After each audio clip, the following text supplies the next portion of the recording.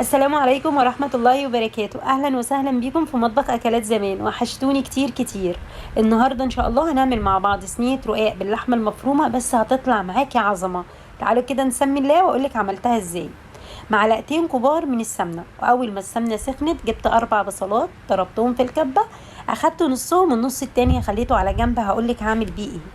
بقلب البصلة لحد ما تصفر معايا، وبعد كده بنزل بنص كيلو من اللحمة المفرومة، ممكن تاخد ربع كيلو لو الصينية بتاعتك صغيرة.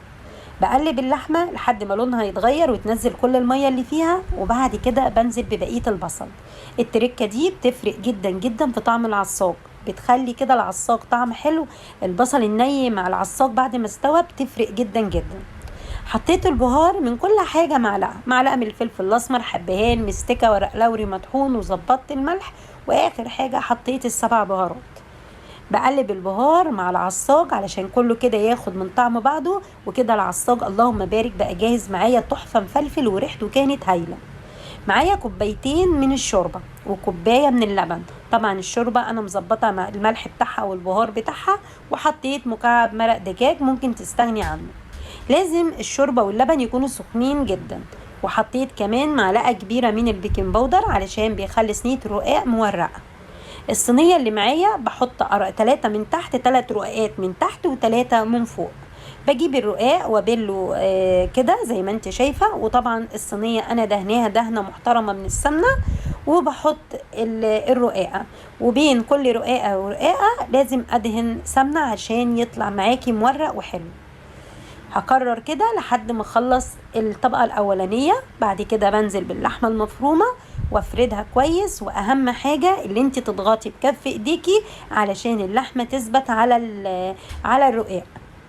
ممكن تحطي جبنة، بس انا بصراحة ما بفضلهاش، انا بفضلها كده باللحمة المفرومة بس، وبضغط بكف ايديا عشان اللحمة ما تقعش من على الرقاق لما نيجي نقطعه. بعد كده بعيد الطبقات تاني، ببل كل رقاقة، ولو لقيتي الشوربة واللبن بردوا لازم تسخنيهم. وبدهن بين كل طبقة وطبقة السمنة. واخر حاجة بحط كبشة من اللبن والشوربة، وبدهن الوش بتاع الرقاق كده بالسمنة. وده كان الشكل النهائي بعد ما خلصتها. بدخلها الفرن على درجة حرارة 180 في الرف الوسطاني، بتطلع بالشكل دوت. بقلب الرقاق، وبحط في الصينية معلقة من السمنة، وبرجع الرقاق تاني في الصينية، وبدخلها الفرن لمدة 10 دقايق. تاخد كده يكمل التسوية كده من تحت.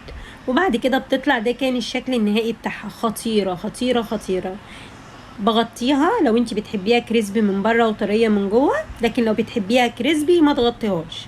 وبعد كده قطعتها مثلثات، انت بتحبيها مربعات قطعيها زي ما انت بتحبي قطعيها. خطير. فطير باللحمة المفرومة، مش رقاق خالص، طري من جوه ومورق كريسبي من بره. خطير. شايفين شكله عامل ازاي؟ حلوة قوي قوي قوي. كمان العصاج اعمليه بالتركه اللي انت تحطي البصله النيه، بيفرق جدا جدا في طعم اللحمه المفرومه. وشايفه سمع الصوت عامل ازاي؟ مقرمش جميل جدا. كنت عامله جنبه طبعا لحمه محمره، وكنت عامله ملوخيه، وقطعته وقدمته بألف هنا للي اكله. كده الوصفه بتاعتنا خلصت. ما تنسيش لايك وشير وسبسكرايب وتفعلي الجرس عشان يوصل لك كل جديد.